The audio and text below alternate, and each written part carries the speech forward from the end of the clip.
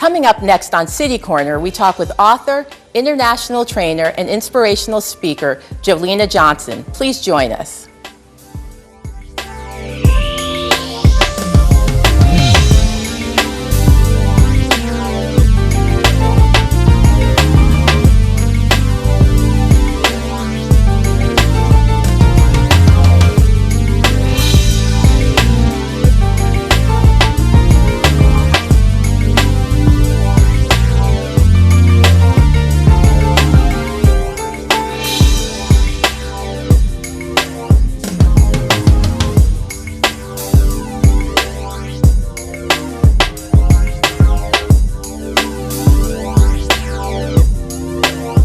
Welcome to City Corner. I'm your host, Melanie Adams. Today we're talking with a true Renaissance woman.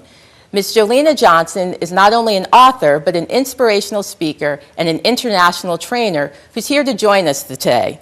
Please, thank you for coming. There are so many things I want to talk with you about, but we're going to start with your company, Absolute Good. I've read the mission and I thought that was just wonderful. So can you talk a little bit about the company and why you started it? Well, I started Absolute Good Training and Life Skills Management several years ago. It actually started off as a events and marketing company back in Los Angeles. And it started in 1998, and I really was helping companies create events in people's lives. And then in 2002, I started doing training and helping people create events in their own lives. And so I really focus on leadership and communication training. And my mission is to put more good in the universe. And the way that I do that is by helping people become better leaders and better communicators. Now, can you tell me what someone would expect if they were to come to one of your workshops? Fun, fast-paced, hard work, and lots of discovery. I really do experiential training, and so people get a chance to practice some of the bad habits or some of the things that they want to start to do better in my training session. So we have a lot of fun. It's high energy, and it's really impactful. Now, would you go to a workshop for personal reasons, professional reasons? Do you learn about both at the workshops? Both. I do corporate training, and so I've worked with companies like Monsanto and Starbucks Coffee Company. I've done training with Franklin Covey, teaching the 7 Habits of Highly Effective People, and training around the world. And then I also do training with groups. So I work with Habitat for Humanity St. Louis here, and the University of Missouri Extension Program, teaching youth and young adults and also parents and things about life. And so we talk about relationships, we talk about conflict management, we talk about how to deflate from stress, and things that you can do to communicate better at home, at work, and in life. Right, and with communication being such a difficult issue, I know one of the things I was impressed with is that you do trainings around the world, so kind of international trainings. Do you find that there's a really big difference between your US-based audiences and audiences in other countries around issues of communication? In a way, yes, but mostly no. We're all human. We usually have fears. We usually have things that we're really good at and some things that we're not. So what I do teach is that the #1 cause of conflict is lack of or miscommunication. Correct. It typically happens for one of 3 reasons or all 3 reasons. Gender differences, because men and women are different. Yes, exactly. Generational differences. Whatever's going on in the world at the time that you're growing up affects the way that you view things, the way that you do things, your morals, your values, or your judgments. And then also personality style differences. Okay, so some people move really fast and some people move really slow. Some people like to process information and some people just go headstrong and go for it. And so depending on those aspects, it will help you to communicate better with other people if you know a little bit more about them. So no matter where I am, those 3 issues, they're all cultural issues. They all play a role. Now, if I'm in the Midwest, maybe it's a little different because of the type of jobs that people have or things like that, or the structures. And then if I'm in, England, it might be slightly different. But at the same time, people are human. And I think when people have a better understanding of who they are and kind of what makes them tick, it helps them get along. Well, I think it's interesting you brought up the generational issues, because I know that has been really popular about how to work with the Generation Xers and Generation Ys, because I think, as you said, people are a reflection of the time period in which they were brought up. And so they have very different expectations around work in communication, even if it's simple things like technology? Sure. You know, do you find that a lot in your work, like technology sometimes is a barrier in communication? Absolutely. I mean, when we think about technology, I don't know about you, but I'm a Generation Xer, okay? And so when I was growing up, that's when we just got video games. We did not have cell phones. You know, all the video games were in the front room, and so everybody in the household played with them. We still had to come home by the time before the street lights came on, you know, these type of things, okay? And so we didn't have 24-hour programming. We had to be at bed at a certain time if we wanted to earn, you know, if we wanted to, for me, if I wanted to, you know, buy something, I had to earn it, do some extra chores, rake some leaves, and those type things. Well, Generation Y, that generation started around 1977 or 1981 or so, and it ended on 9/11. And so 9/11/2001, okay? And so what has happened is they are accustomed to seeing 24-hour news, okay? There is so much information, and when you are exposed to too much uncensored information, you think you know it all.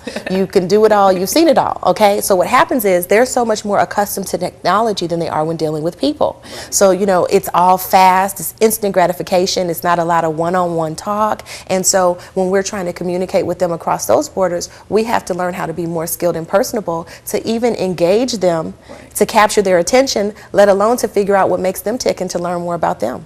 And I think it also goes to that instant gratification. Like, I think our generation really was trained, you work hard, results will follow, success will follow, whereas now they have so many .com millionaires who are millionaires by the time they're 16, 17, 18. They think that's the way life works. Right, and I think technology is good, but I tell you, I get a little overwhelmed myself because it's so many choices. They say, oh, you can be a millionaire if you do 50 different things, you know, and I just want to figure out one and do it really well. Right, right. Well, I think another great thing that you do is you actually work with children and do some youth workshops. Sure. And so I had an opportunity, you have a great children's book out. Can you talk about kind of if there are any differences between the work that you do with the youth versus your adult audience, and are the messages really the same? Okay, pretty much they are. My book is called A Light is Born, 7 Ways to Show Your Brilliance. And so I actually talk about showing your brilliance in that the first one is love. So love yourself, okay? Second is be patient and kind.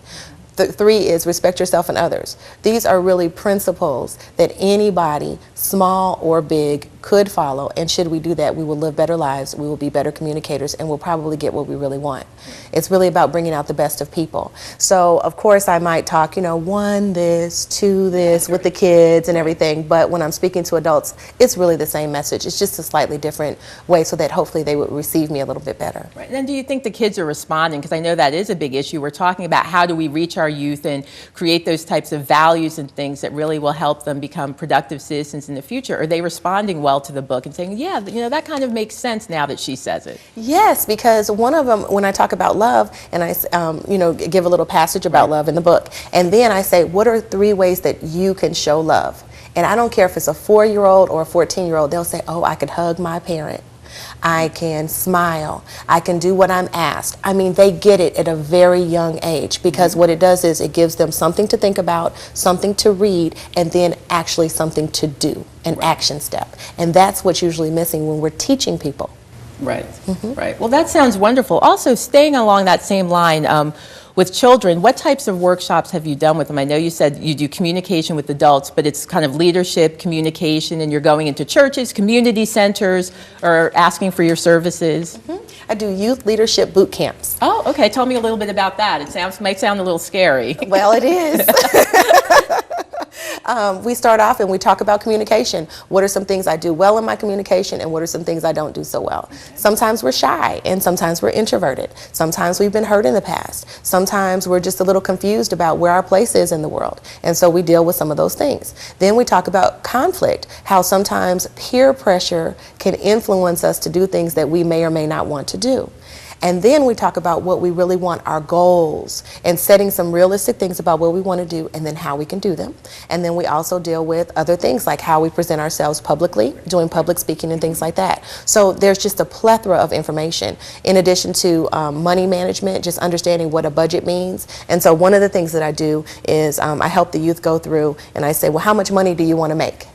And then they'll give me some figure, $1 million. I'm like, well, if you know how to do that, show me, okay? And then somebody will say, oh, $40,000. And then we'll go through and I'll say, okay, well, is 40 okay? And they'll say, okay. So we'll just take that and I'll start on the board. And I'll say, okay, now how much do you think it costs to live every month? And then by the time they get to the rent or the mortgage, Right. and then the car payment and the cell phone they want and the cable that they want and the clothes that they want and the entertainment budget, they're like, oh my gosh, $40,000 is not enough. And I'm like, well, for the lifestyle that you want, since you're in school, what do you need to do? Oh, I Right. got to work hard and study or get educated and things like that. Right. Well, and if I were a parent, how would I find out about these workshops for my kids and how to get them involved? Oh, you can go to my website at jolenajohnson.com, and I have all types of information there. People can contact me if they want to set up an individual workshop or find out some of the things that I'll have coming up in the spring and summer. So that's my website, jolenajohnson.com. They can give me a call, send me an email, and we can go from there. Right, and it's your dream or your hope over the next few months and few years to really start developing these youth programs and doing more throughout the St. Louis region. Absolutely. I am from St. Louis. I haven't been here for about 20 years, and I'm so glad to be back in my hometown and to use some of the skills that I've learned around the world to hopefully make a difference here. Right, and do you find that youth, again, I know you've probably done these workshops around the country for youth, do you find that there's a difference between the youth in the Midwest and the other parts of the country, or really are all youth going through all the same issues right now? I think most youth are going through a lot of the same issues, but I'm particularly concerned about St. Louis because I'm glad to have grown up here. I'm a graduate of Riverview Gardens High School, and I would love to see our district do better. I'm so proud to be a graduate. I would love to see our educational system do better by kids and parents. I'd like to see parents get more involved because that's one thing that I think has been different. We have so many parents that are struggling now with economy and jobs, and they're not able to be as active in their kids' lives and give structure and discipline, like sitting down and eating at the dinner table, right. or giving chores or playing Scrabble and things like that. So I think in St. Louis particularly, we have a few issues that I'd just like to see resolved because I love this place. And I think this is a wonderful opportunity. It's very much that you're trying to create this opportunity for kids to learn what to do for themselves. Like, so as a leader, this is what I can do to kind of help my family, help my community. Mm-hmm. And by going through your book and going through your boot camp, this is one way of doing that. Absolutely. Have you had an opportunity to work with any of the local school districts to help to do these types of programs in the schools? I've done something with Riverview Gardens, of course. And I alumni, right? Yes, and I hope that we'll be doing quite a bit more coming up. And as I mentioned, the University of Missouri Extension program, they have a 4-H program, and I've done quite a few things with them. And so I haven't done much more with specific school districts, but I typically reach several kids. I did a program 2 summers ago at the St. Louis County Library, Lewis and Clark branch, my former branch, and so we had a youth leadership workshop, and we had kids from all over North County come there and participate, and their families were so excited because they learned a lot, and it really gave them something to do over the summer as well. Right. And so, and not to put words in your mouth, but in addition to parents and family members calling you or contacting you about programs, I'm sure you'd love to hear from organizations or school districts that think that this is the type of program that they would love to have in their schools. Absolutely, and we can do it over the course of 1 week, over the course of a month, over the course of a school year or semester. Very flexible. It's workshops that are built to make a high impact in a quick amount of time, but over time. And what age are your workshops best suited? So if I were a principal, am I talking middle school, am I talking high school? I do middle school and high school. Not necessarily, I would do something with the youth book with K through 6, let's say, but middle school and high school definitely, and they can be separate programs. Great. Well, that sounds wonderful. It sounds like it's a great opportunity for youth as well as for adults, and I'm sure that hopefully a lot of organizations and districts will be giving you a call to have you do their program in their school. And coming up after the break, we're going to talk a little bit more about your new book that's out, and you have a few more books coming out this summer, so please join us.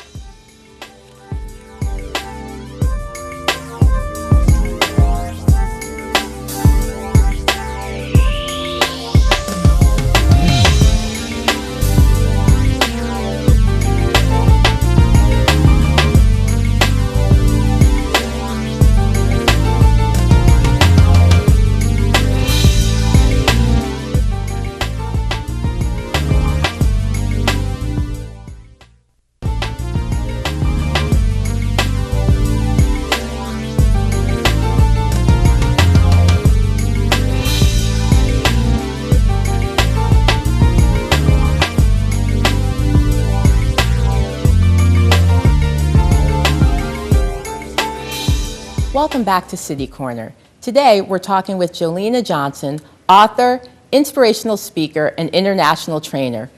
Before the break, we were talking a little bit about your youth programs, and now we're going to turn a little bit to your publishing part of your company, but I think you have a great book that's coming out this summer that focuses on youth leadership. Can you tell me a little bit about that? Well, it's actually a book by a youth. Which is great. Yes, and his name is Paul Fromthrong, and he lives in Denver, Colorado. He's 14 years old, and he's written a book called Journey to the Rune. A teen travels across the world to save the universe. Now, how did the two of you connect? Well, because his dad found me on the internet. He went to my website. I have another website, absolutegood.com. It's my corporate website. Okay. And so his dad called me and said, you know, my son is so talented, but he's kind of shy, and I just think that it would be really great if you would work with him. And I said, okay. And then we just started talking, and he told me that he writes books, and he hadn't published anything. And I said, well, maybe this can be our project. Instead of doing a fake project, let's do a real project. And so now it's come to pass. I've been working with him for almost a year, and his book is going to actually be launched in May. Wonderful. And so it's so exciting. I'm so proud of him. Now, what are some of the themes in his book? Well, literally, it's some dragons and some magic. and Things that boys, right, 12, 13-year-old boys like. Yeah, it's a Harry Potter-esque type book. Oh, okay. So it's very exciting, and literally he does travel around the world. And the unique thing is Paul has been around the world. So every place, it's set in New York City, but every place that he talks about is he's actually been to. So England, and it ends in Paris, and he's been to Maine, and just these different places. And so I think it's really wonderful because he conjures up those images and helps the reader to say, oh, that's interesting, or oh, is that what that looks like? So I think it's really great. And so that book will be available starting in May on your website? We're going to be launching, I believe, May 7th, or no, that's Mother's Day weekend, so May 14th. Okay. I'll be out in Denver. And we'll have a book signing and everything official. Oh, it'll be exciting. And then people can get the book, on my website, and then also we'll have more information about it. Great. Well, that is wonderful, and I'm sure there'll be other opportunities for youth. I mean, I think it's great that he was able to use the project as a way to improve himself, and I think that's a lot of what you're talking about in a lot of your leadership programs. Well, I also think you have 2 more books coming up this summer from some local St. Louis authors. Yes, absolutely. Well, the first one is by Emmy Award-winning Charlotte V.M. Otley, and I am so excited. She's the Director of Communications at the City License Collector's Office, and she has written a book, and it's called Strategies for Surviving Success. And it's a business book, and it is geared toward people who have already found success in some area of their life, and maybe they're ready to start a new career, or maybe they're kind of burnt out in what they're doing, and they've already achieved certain things, but they're like, what's next? What's the next phase? And so she gives tidbits, she gives information, she gives challenges, she gives questions to people to help them to really come up with a strategy that will work for them. And Charlotte has been a personal friend, and she's also been a mentor for me and really helped me along the way in developing the publishing arm of Absolute Good. And so I'm just so excited and thrilled. She's worked with people like Catherine Dunham and people, just world-renowned people. And she's back in St. Louis. She was in New York doing her thing for quite a few years, and it's just an honor to have her. And I think people are really going to be informed and delighted by her book. Now, when will her book come out? That'll come out in June of this year. And you're going to do a book signing here, kind of a similar big to launch. Denver? Okay. Yes. And I think, I'm not exactly sure of the date. They'll have to check my website, but it'll be mid-June for Charlotte's book. Your third book that you have? Yes, Dr. Candace Wakefield, and it's called My Dentist Appointment. It is a children's book, and it is actually illustrated by Kababi Bayak. Oh, I love Kababi. Yes, isn't this exciting? That is, oh my God, wonderful. Our local St. Louis artist. And so basically it's the story of Michaela's first trip to the dentist. And it's wonderful for families because a lot of times, we have trepidation about going to the dentist, but the little people, they don't know. Right. And so it's just, all these things are going on around her about, why are they whispering and why are they making a big deal? And now I'm starting to get scared. And so basically she ends up going to the dentist's office. And one thing I can say about Candace is I've known her almost since she was 6 years old. We actually went to elementary school together through high school. She was the first female certified pediatric dentist in the state of Missouri. Oh, okay. And yes, and so I'm so proud of her. And she has a practice of over 7,000 people here in the St. Louis area. And so just to have her book, and she really helps people to be able to sit down and share this wonderful story with kids. And so I think it's a great tool for parents and adults. And that's going to also come out and launch in June.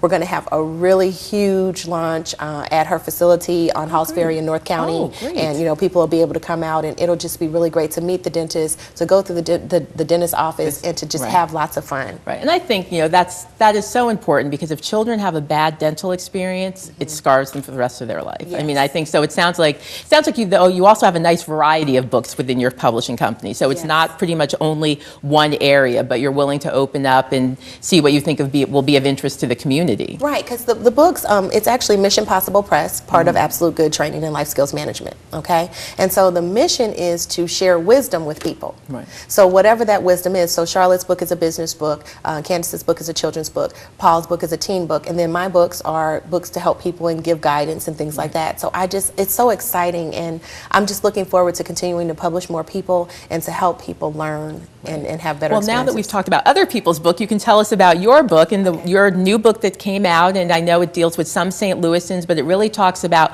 leadership and how people got to where they are.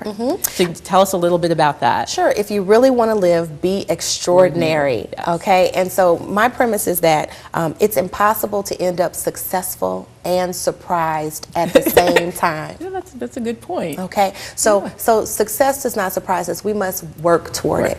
And I believe that everybody is extraordinary. I believe everybody has the potential to do anything they really want. But most of the time, we don't get what we really want because we don't know what we really want. And then even if we think we do, we don't know how to get it, or we don't have access to it, the information or things like that. And so this book really deals with all areas of life. If somebody is struggling, or they just want to know, how do I build a business? How do I save my family? How do I attract the mate of my dreams? How do I just keep my sanity, work-life balance, you know, those type things. And so I have featured some St. Louisans in, like Martin Luther Matthews of the Matthews Dickey's Boys Club. He talks about community building, and he actually shares how he started it and some of the things that he feels are important to help us. And it's a winning formula because he's done it. Right. Okay. Chief Sherman George is also featured in the book, and he talks about love and honor and service. And so it's not really his story about being the fire chief. It's really his story about love and caring for his children and being a man and caring for your family. And what a wonderful tale. We also have 7 success tips for young men, some things that they could do, some actual steps that they could take to become stronger and to become bolder and to become more confident and to become successful. There are tips in the book for young women, dating advice. Any woman can use it. Right, exactly. It doesn't matter your age. Okay, and then we have former Senator Maida Coleman. She is also in the book. We have Emmy Award-winning jazz great Dwayne Bosman of the Bosman Twins. And so the book is really a plethora of information and guidance, and people give step by step. These are 3 things that I did that worked for me.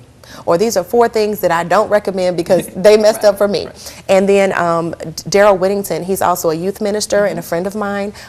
He was in the NFL. He also graduated from Mizzou. He is in, and he talks about how to get to the NFL, because we have a lot of young kids who say, you know, I want to play sports. Well, you know what? He also graduated with an architectural degree from Mizzou. He had a fallback plan. He had a fallback plan. Absolutely. And so, I mean, there are just so many St. Louis people. And one of my former teachers from Riverview Gardens, Nyrita Baker Bradford, she has a wonderful chapter, and she talks about parenting and what it takes for teachers and parents to engage students these days. And then another one of my teachers, my honors English teacher in 11th grade, Vera Ragland, she taught at Riverview, and she now lives in Atlanta. But she helped me with some of the editing of the book, and she also gives a note to teachers, some inspiration to teachers and some tools to teachers to help them understand how important it is to love the kids, to relate to the kids, and not to give up on the kids, especially because it's tough times right now. Well, I think one of the things I was really impressed with about the book was the number of St. Louisans that you had in the book, and I think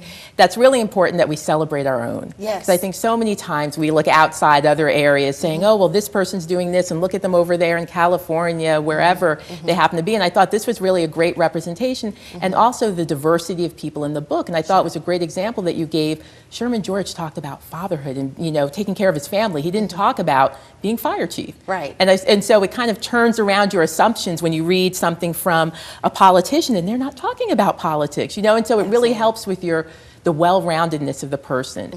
One of the things you mentioned to me is almost every chapter could be its own workshop. Yes. Yes. You know, and so do you find yourself kind of looking at that when you're writing the book, saying, you know, wow, this would make a great workshop, and this is how I could communicate this to people in a larger audience? Absolutely. There are over 30 people who contributed to the book, and I think almost 20 of them are St. Louisans. I thought that was important because these people are still alive. Yes. I want people to get connected to these people now and to learn now while we're still here, okay? And absolutely, I'm a trainer first, okay? I became an author because this is an extension of my training. I wanted to be able to teach people and reach people, and I realized I can't be everywhere, okay? So absolutely, there's about 50 workshops in here, and when I say that, it means that there's some information that's presented, it's some pros and some cons, and then some choices that people can make and some things that they can put into practice. Right. Because sometimes we read things, and it's like, okay, that doesn't really apply to me. Right. But the way that it's written, it challenges the individual to live up to their own extraordinary and to empower them to be able to do it. Well, one quick last question. Where can we expect to see Jo Lena Johnson in the next year? On the New York Times bestseller list. Great, so we'll be able to say we knew you when, and I hope so. Oh, great. I hope so. I really do, and if that happens, it's going to be because my hometown supported the opportunity to live up to who we really are. Right, and I think, you know, a great ending really is what you said about people aren't successful by mistake. People, you chart a journey, a path, and you work that path. And I think that your books allow people to do that, whether it's your youth book or whether it's your adult books. Both of them really help people set them on the path to leadership. The key is wisdom. Right. Yes. And I think you filled the book with a lot of people with a lot of great wisdom and ideas. So thank you for coming. City Corner is very happy to have you, and we will look forward to looking for you on the New York Times bestseller list next year. Thank you so much. And we hope you will come back once you're on there. I'd love to. Thank you so much. This has been an honor to be here. Great. Well, thank you for watching City Corner, and see you next time.